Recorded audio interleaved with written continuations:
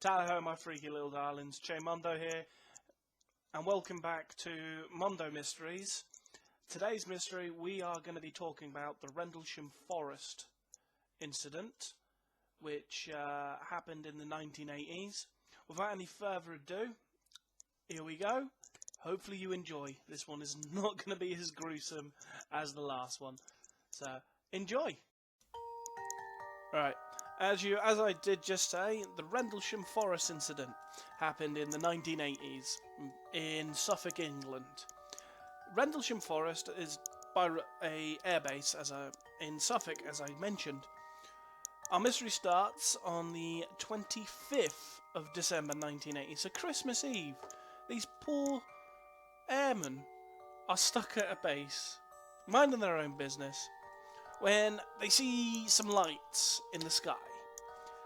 And these lights slowly descend into the forest, into Rendlesham Forest. So, one of the servicemen, there's no recording of his name. He goes and tells his superior that some lights have been seen going into the forest. So, upon HQ finding out this, they decide to send in a team. They sent Lt Col Halts and a few servicemen to investigate. So they came out of the base and they're walking towards the woods.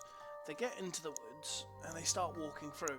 These servicemen know these woods like the back of their hand. They train there for God knows how many hours of the day. So they're walking through and they spot some lights. And as they get going through the woods, they stop. And they've been watching these lights they were walking through.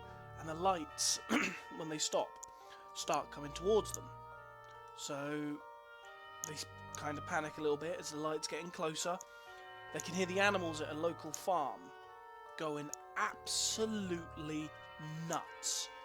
You got the cows mooing, you got the dogs barking. So there's something wrong there straight off. So they kind of panicked. They thought maybe it was a down plane, and because of the radio waves, that's what's sending the animals mad. So they rushed off to where they thought it was. Upon arriving, they did see something. They can't place it, but Lt Col Halts and a few of the servicemen radioed into HQ, and they were telling HQ what they had found. And then they left because local police turned up and they were cordoned off the area. And then, so the servicemen went back. The next morning, so Boxing Day in 1980, so the 26th of December, they went back with local police. Thinking it was a down plane, they thought, right, we need to get in, get the black box. Which, to be honest, isn't actually black, it's orange, but that's a tangent for another day. So they went back to the forest and they're walking through, and they get to the point where the lights were seen and they thought the plane had been downed. There was no plane, there was no debris. There was just a triangular impression on the ground with burn marks all around it and broken branches in the treetops above them. So they kind of got a bit worried of what they saw last night, or the night before.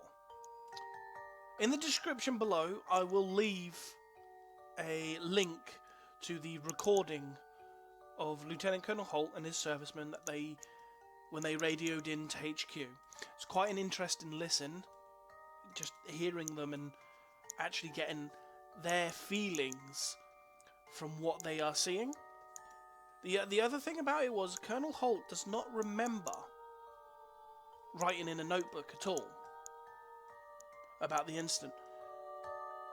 But he has found his notebook with stuff in it. He doesn't remember this.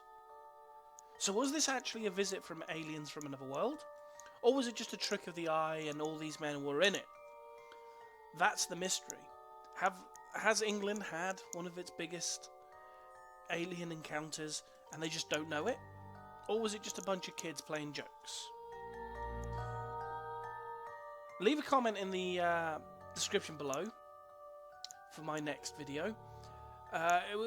If you've got a different topic that you want me to do, leave it in the description. But I'd like you to choose between hidden dinosaurs or the El Chupacabra.